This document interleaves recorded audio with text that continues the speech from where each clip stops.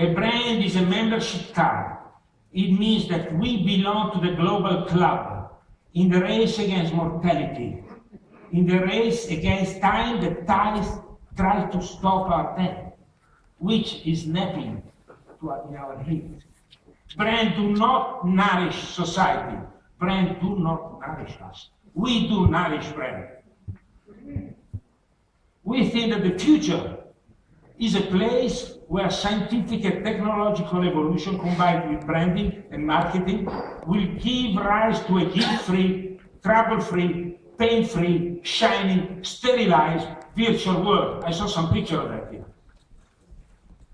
A world in which everything that is potentially ugly about human reality is excluded to fear or turning code upside down. We cannot turn code upside down. Ma è una parola.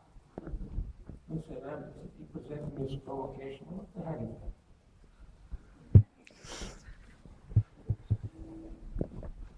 While you're trying to reduce all the life to a set of patented code, the worst risk is that of natural evolution. Natural evolution, that's the worst risk. Difference becomes the enemy of the state of things. But creativity in communication is anything but superficial. Increasingly, it nourishes our fear, augments our deepest feeling of insecurity. We are convinced that our future survival depends on what we consume, on material riches and on power. The media have been sterilized. They are one way only, reproducing themselves in a monoculture, a fanatic vision of excitement and promises, a place where Disney and sperm are deep frozen to be revived in the future, evolving in highly sophisticated software systems, final solutions that are influenced and amplified by the art of intellectual property. Today, communication feeds on the people that it should feed instead. Originally, it was thought to be a public service. The voice of production and consumption, the voice of culture. That's what design should be. The voice of culture, the form of culture.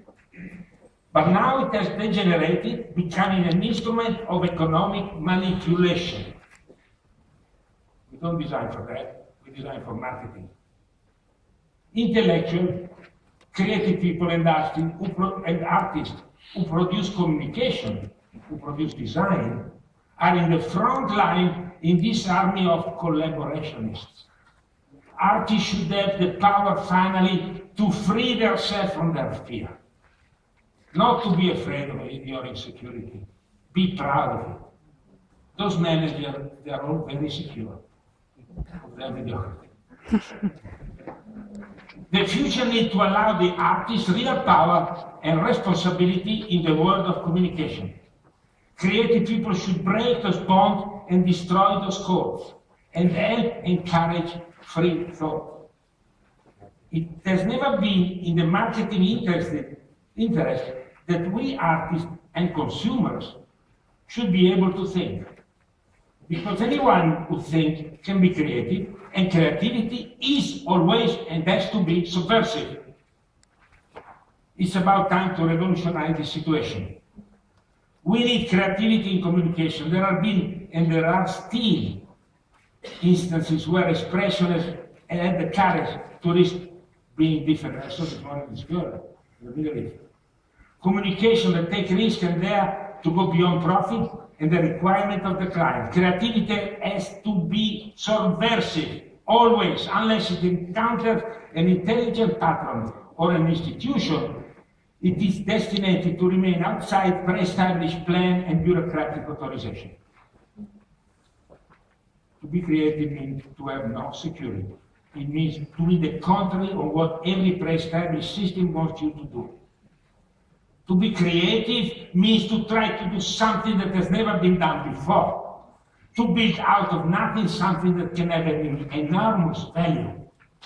Creativity requires a state of non-control, a limitless courage, and that is why conformism is creativity's worst enemy. Anyone who doesn't have the courage to be able to risk cannot be creative. We do not produce creativity but conformity, opting for to publish cliché clone from a palette of prefabricated ideas. Everything must be capable of being reproduced. This is a problem of the evolved democracy. Very rarely, political and economic power will assume the responsibility of experimenting, but prefer to stay on a beaten track. Thanks to marketing. On the other hand, no one cares anymore about teaching creativity. This kind of scholastic system is leading also to a loss of manual ability that was the hallmark of the master craftsman, especially in my country. We cannot hope to find creativity in young people who are taught to conform.